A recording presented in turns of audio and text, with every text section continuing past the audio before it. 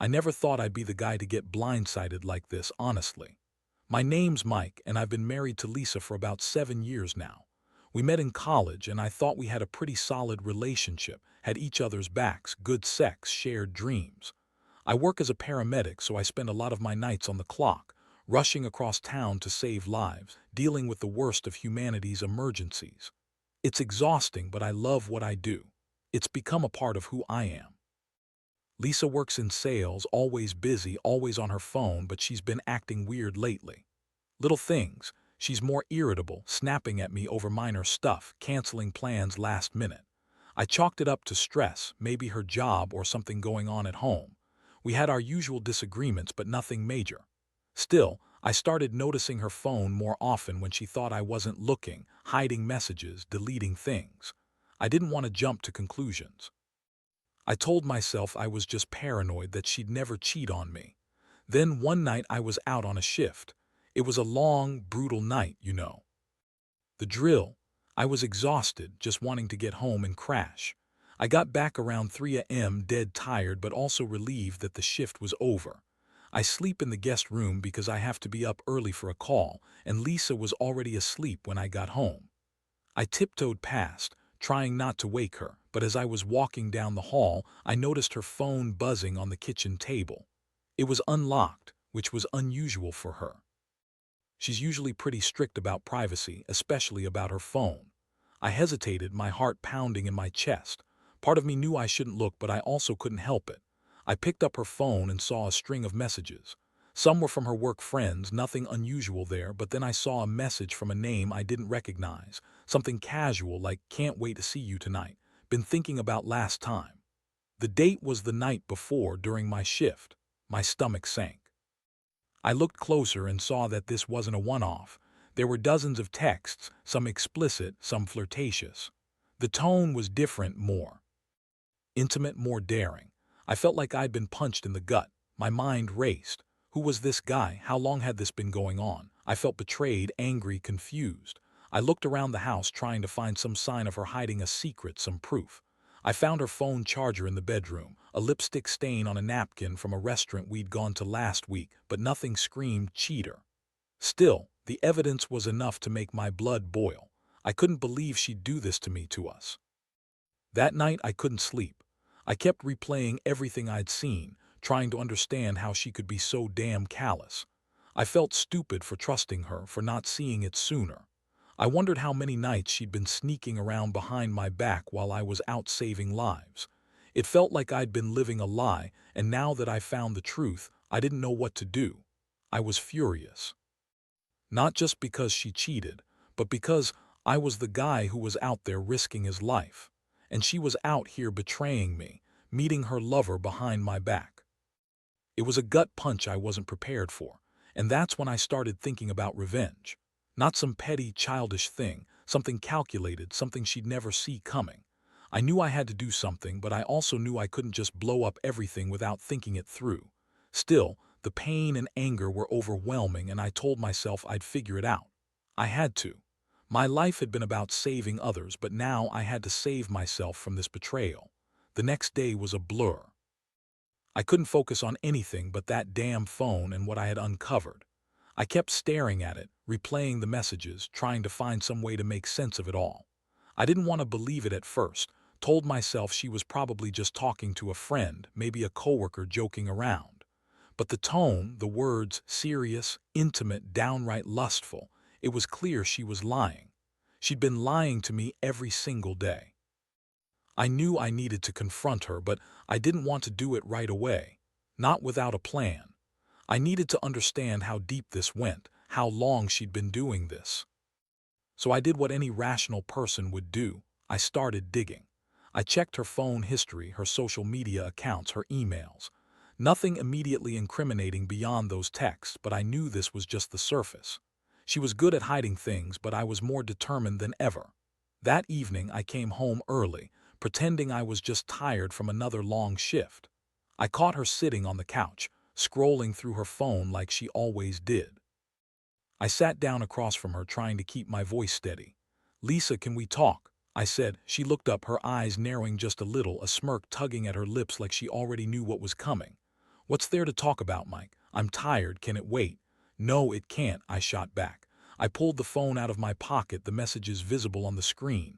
Who the hell is this? Tell me, Lisa. Her face twisted, a mix of annoyance and defiance. Oh, just some guy from work. It's nothing, nothing. You've been texting him all night talking about meeting up about sex. How is that nothing? She rolled her eyes.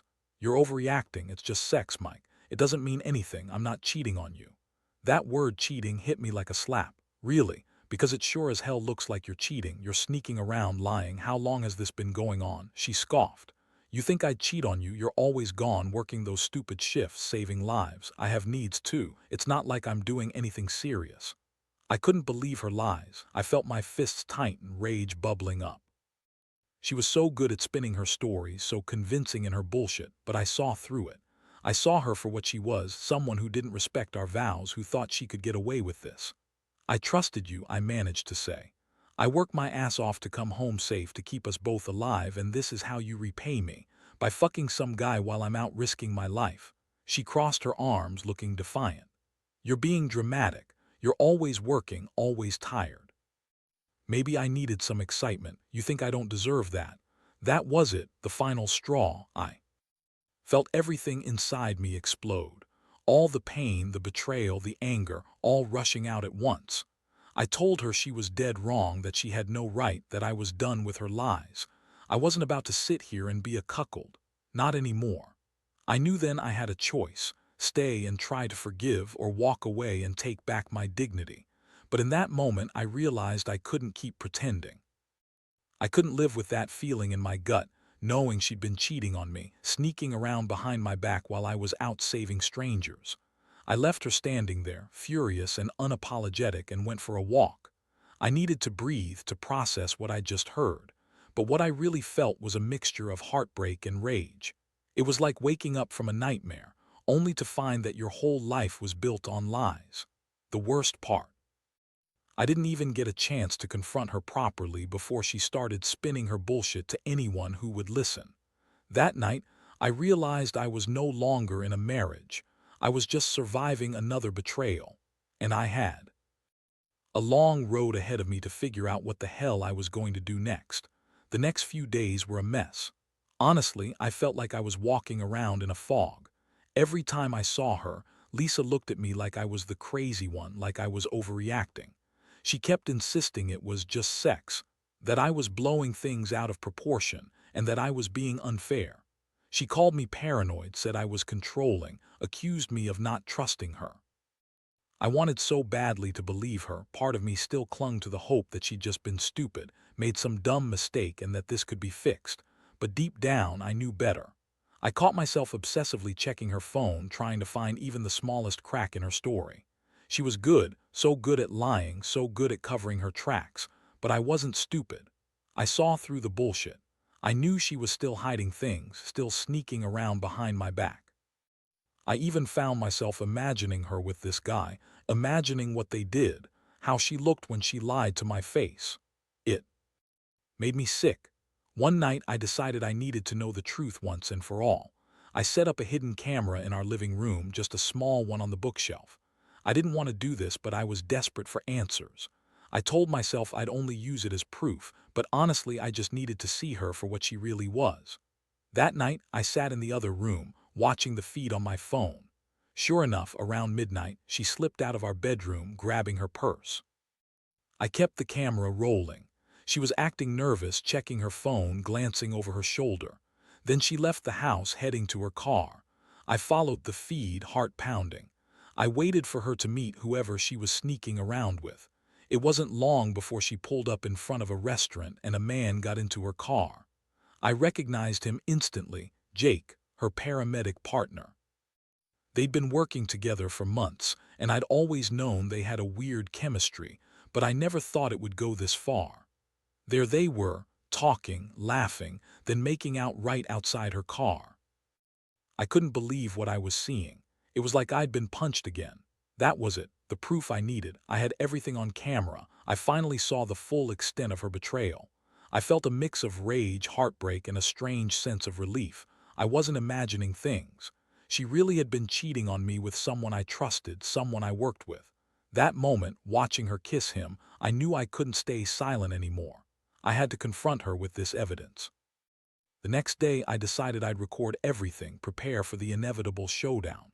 I wanted her to know I wasn't some naive fool who didn't see what was going on.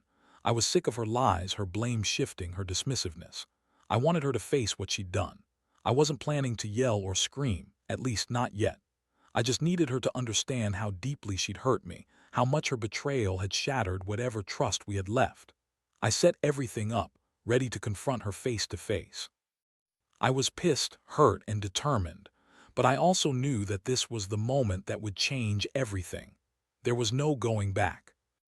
Now, I had the evidence, I had the truth, and I was finally going to hold her accountable.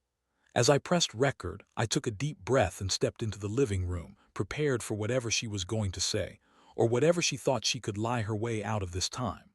That afternoon, I sat her down in the living room, trying to keep my voice steady, but knowing I was on the edge of losing it. I placed the camera on the coffee table, and I looked her right in the eyes. "Lisa, I found out everything," I said, my voice hard but controlled. "I saw your messages, your secret meetings. I have everything on video, your kiss, your meeting with Jake last night. How long has this been going on?" Her face twisted into a sneer. "Oh, please, Mike, you're overreacting. That's just some stupid hookup. It doesn't mean anything. You're always gone, working those damn shifts, saving lives while I sit here alone. Maybe I needed some excitement, okay? You think I'm some perfect wife. I'm not."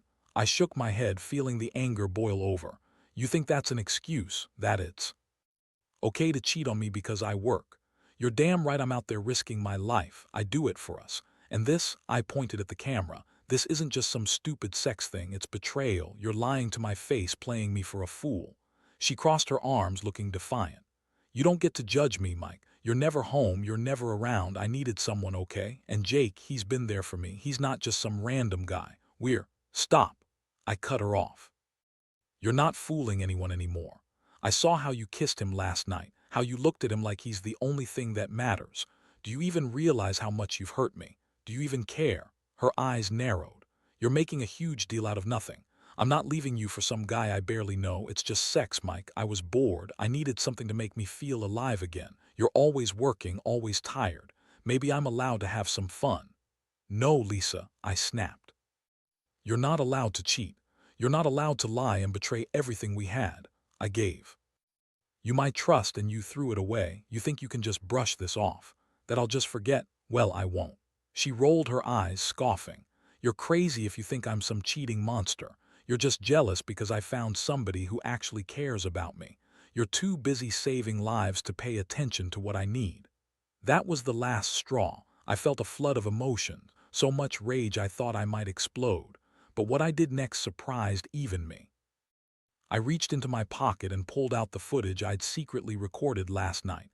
I pressed play on my phone, and her face froze in disbelief as she watched herself kissing Jake outside the restaurant. Her mouth opened, but no words came out at first. Then she started sputtering, making up excuses, trying to deny everything. "That's not what it looks like," she stammered. "It's just a kiss, it's not a big deal." But I wasn't buying it. "It's exactly what it looks like," I said coldly. "And I have the proof. You lied to me for months, Lisa. While I was out risking my life, you were sneaking around with my partner." Her shoulders slumped for a moment, then she looked angry, like I just punched her in the face.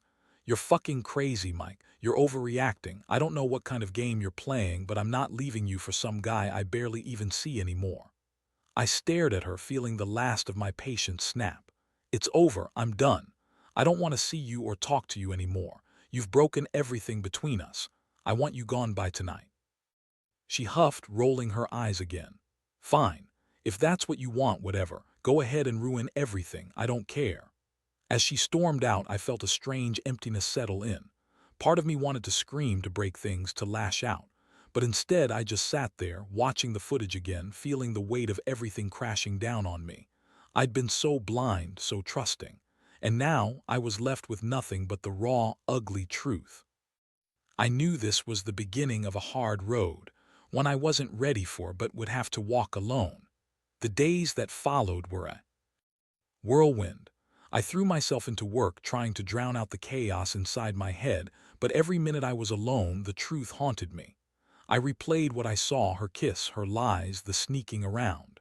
It was like a punch to the gut every time. I couldn't sleep much, kept waking up in cold sweats, visions of her with Jake flashing behind my eyelids. The betrayal cut deeper than I ever imagined. I started making plans, not just to get through this, but to really make her feel the sting of what she'd done. I'm not the revenge type, but I was tired of feeling powerless, tired of feeling like the fool in this story. I decided to gather more evidence, just in case she tried to deny everything later. I installed more cameras, checked her phone again, looked for any sign she was trying to run or hide. Meanwhile, she kept up her act, acting like nothing had changed, throwing attitude, acting bitchy, trying to gaslight me into thinking I was overreacting. One night, I finally decided enough was enough. I needed to do something definitive. I wanted her to see the full extent of what she'd lost.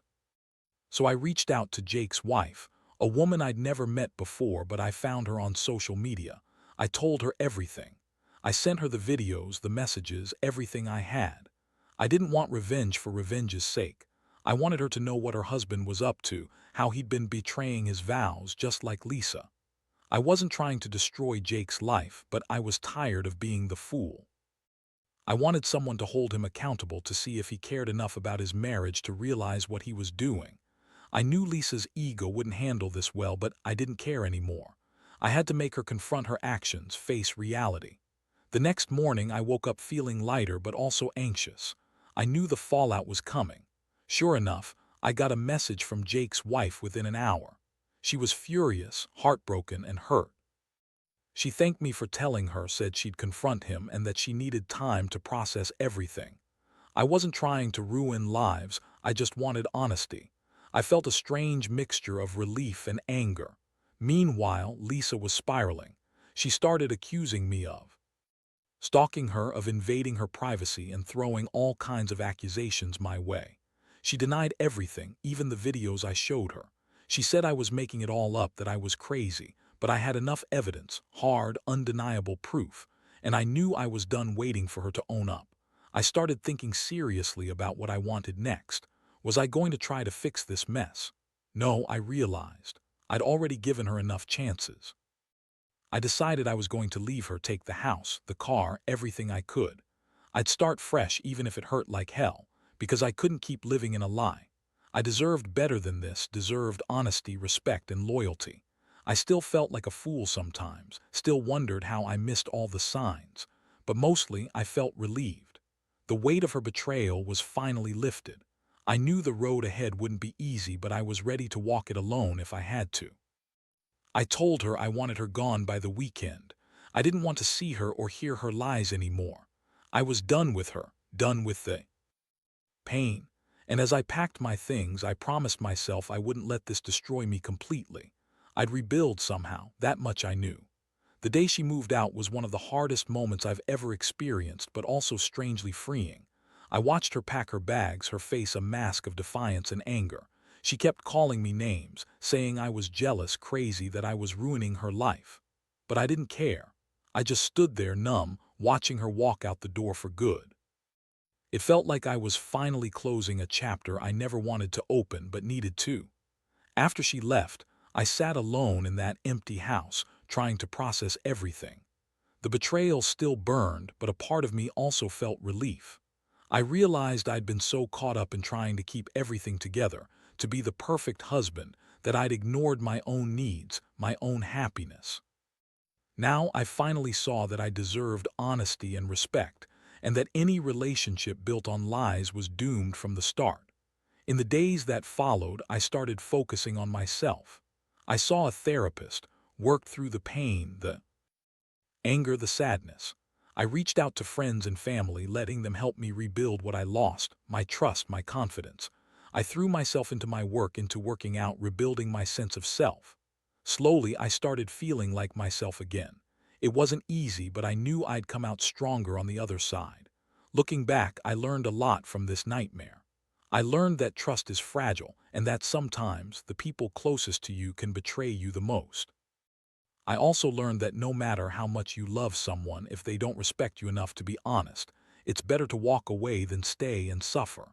I wish I'd seen the signs sooner, but I also know that sometimes you have to go through things like this to really understand your worth.